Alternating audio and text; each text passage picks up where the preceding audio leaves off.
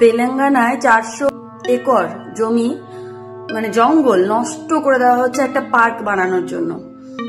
সেখানকার পশু পাখিরা ছটপট করছে, কারণ তাদের কাছ থেকে তাদের থাকার বাসস্থান কেড়ে নেওয়া হচ্ছে।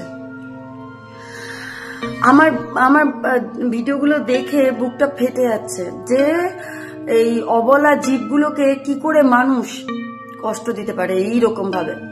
মানুষ নাকি বুদ্ধিমান জাতি, মানুষ নাকি মানে কি বলবো আমি। হে প্রকৃতি মাতা, তোমার কাছে আমার বিনীত নিবেদন, আমি মন থেকে চাই যে এই বুদ্ধিমান জাতিকে ধ্বংস করো, যারা এই নির্বোধ না বলা অবলা জীবগুলোকে কষ্ট দিচ্ছে।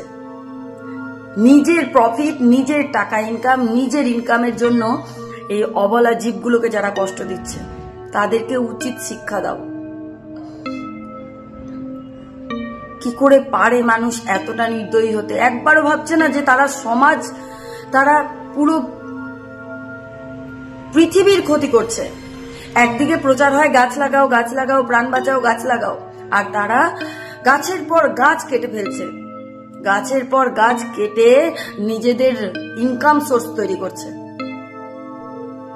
আমি জানি না পক্ষে বিপক্ষে কথা বলা উচিত, কার কোন পক্ষে কার পক্ষে কথা বলা উচিত এগুলো নিয়ে আমার ধারণা নেই। তবে যেটা হচ্ছে সেটা ঠিক হচ্ছে না।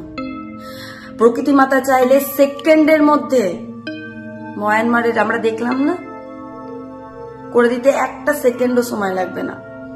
মানুষের ভাবা উচিত টাকা, সয় সম্পত্তি, ধন সম্পত্তি কেউ নিয়ে যাবে না। আজকে তাদের বাসস্থান কেড়ে নেওয়া হচ্ছে, তাদের থাকার জায়গা কেড়ে নেওয়া হচ্ছে। কিসের জন্য? কিসের লোভে? কিসের লোভে? এত টাকা পয়সা সম্পত্তি কোথায় নিয়ে যাবে? সাথে করে নিয়ে এসেছিলে। এদের জন্যই পৃথিবীটা ধ্বংসের মুখে, আর ধ্বংস হবেই। প্রকৃতি মাতাকে রাগালে কেউ টিকে থাকতে পারবে না, কেউ না। আর প্রকৃতি মাতার সব থেকে দুর্বল পশু পাখি, যেটা অনেক আদরের জিনিস, তাদের বাসস্থান কেড়ে নেওয়া হচ্ছে। মনে রাখবা, ধ্বংস হতে বসেছে।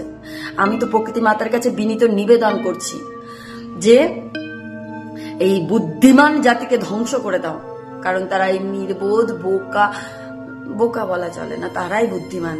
নির্বোধ, না বলতে পারা, কোনো প্রতিবাদ না করতে পারা, কোনো প্রতিক্রিয়া না দিতে পারা যাত্রাকে ধ্বংস করে দিচ্ছে, বাঁচতে দিচ্ছে না, তাদের বাসস্থান কেড়ে নিচ্ছে। ধ্বংস হয়ে যাক এই বুদ্ধিমান জাতি।